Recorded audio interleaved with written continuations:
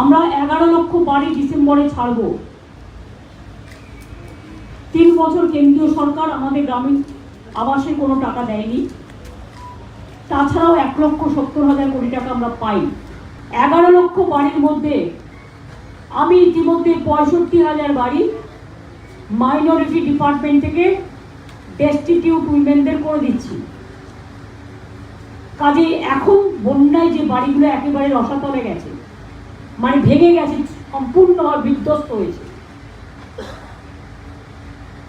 সেখানে আমার যে 11 লক্ষ লিস্ট আছে সেই লিস্টের মধ্যে বাড়িগুলো আছে কিনা দেখে নিতে বলেছি। সার্ভেটা বর্ষা মানে জাস্ট শেষ হলেই শুরু করবে। অনেক গ্রামের মানুষ আজ পাকা বাড়ি করে নিয়েছেন নিজেরাও। গভর্নমেন্ট থেকেও আমরা 50 লাখ করে দিয়েছি এবং এবার 11 লাখ হাতে নিয়েছি।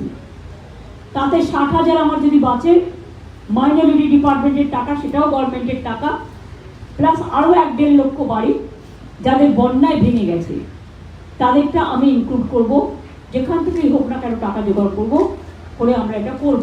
পিএইচডি আমি বলে গেছি, পিএইচডি কাজ করবার জন্য যেখানে যেখানে সারা পশ্চিমবাংলায় রাস্তা ভেঙেছে পাইপ দিয়ে যাওয়ার জন্য, সেগুলো আগে সারাবে, তারপরে আবার জমি দেবো, টাকা দেবো। পাওয়ার ডিপার্টমেন্টকে বলা হয়েছে জলটা কমে গেলে পাওয়ার টোটালটাই যাতে রেস্টোর হয়। অনেক জায়গায় হয়েছে, অনেক জায়গায় জলের জন্য হয়তো তারগুলো সারাতে পারিনি, কারণ অনেক সময় ইলেকট্রিকিউট হয়ে যায়, বিদ্যুৎকরণ হয়ে যায়, ফলে সেগুলো দেখে নিয়ে করতে। এছাড়াও কৃষকদের যে জমি নষ্ট হয়েছে, শস্য নষ্ট হয়েছে, বীরভূম জেলাও আমার ধনধান্যে পুষ্পে ভরা।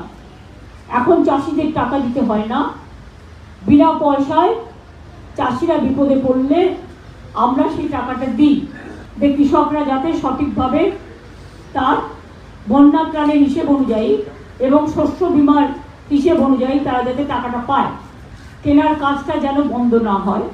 আমরা 11 লক্ষ বাড়ি ডিসেম্বরে ছাড়ব। 3 বছর কেন্দ্রীয় সরকার আমাদের গ্রামীণ আবাসে কোনো টাকা দেয়নি। তাছাড়াও 1,70,000 কোটি টাকা আমরা পাই। 11 লক্ষ বাড়ির মধ্যে আমি ইতিমধ্যে 65,000 বাড়ি মাইনরিটি ডিপার্টমেন্ট থেকে ডেস্টিটিউট উইমেনদের করে দিচ্ছি। কাজেই এখন বন্যায় যে বাড়িগুলো একেবারে রসাতলে গেছে, মানে ভেঙে গেছে, সম্পূর্ণভাবে বিধ্বস্ত হয়েছে, সেখানে আমার যে 11 লক্ষ লিস্ট আছে সেই লিস্টের মধ্যে বাড়িগুলো আছে কিনা দেখে নিতে বলেছি। সার্ভেটা বর্ষা মানে জাস্ট শেষ হলেই শুরু করবে। অনেক গ্রামের মানুষ আজ পাকা বাড়ি করে নিয়েছেন নিজেরাও। গভর্নমেন্ট থেকেও আমরা 50 লাখ করে দিয়েছি এবং এবার 11 লাখ হাতে নিয়েছি। তাতে 60,000 আমার যদি বাঁচে মাইনরিটি ডিপার্টমেন্টের টাকা, সেটাও গভর্নমেন্টের টাকা, প্লাস আরও 1-1.5 লক্ষ বাড়ি যাদের বন্যায় ভেঙে গেছে তাদেরটা আমি ইনক্লুড করব। যেখান থেকেই হোক না কেন টাকা জোগাড় করবো, করে আমরা এটা করব। পিএইচডি আমি বলে গেছি, পিএইচডি কাজ করবার জন্য যেখানে যেখানে সারা পশ্চিমবাংলায় রাস্তা ভেঙেছে পাইপ দিয়ে যাওয়ার জন্য, সেগুলো আগে সারাবে, তারপরে আবার জমি দেবো, টাকা দেবো। পাওয়ার ডিপার্টমেন্টকে বলা হয়েছে জলটা কমে গেলে পাওয়ার টোটালটাই যাতে রেস্টোর হয়। অনেক জায়গায় হয়েছে, অনেক জায়গায় জলের জন্য হয়তো তারগুলো সারাতে পারিনি, কারণ অনেক সময় ইলেকট্রিকিউট হয়ে যায়, বিদ্যুৎকরণ হয়ে যায়, ফলে সেগুলো দেখে নিয়ে করতে। এছাড়াও কৃষকদের যে জমি নষ্ট হয়েছে, শস্য নষ্ট হয়েছে, বীরভূম জেলাও আমার ধনধান্যে পুষ্পে ভরা।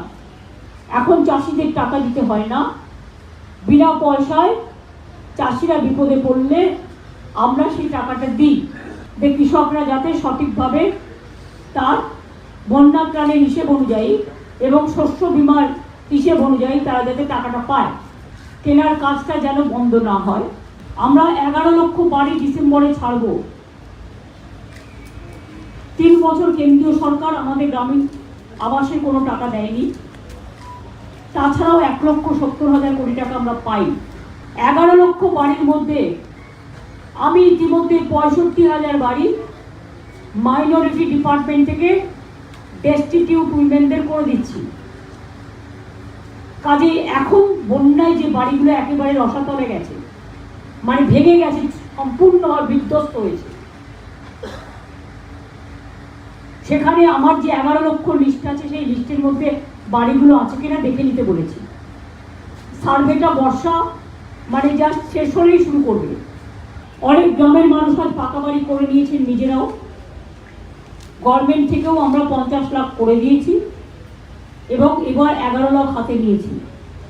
তাতে 60,000 আমার যদি বাঁচে, মাইনরিটি ডিপার্টমেন্টের টাকা, সেটাও গভর্নমেন্টের টাকা, প্লাস আরও 1-1.5 লক্ষ বাড়ি যাদের বন্যায় ভেঙে গেছে, তাদেরটা আমি ইনক্লুড করব।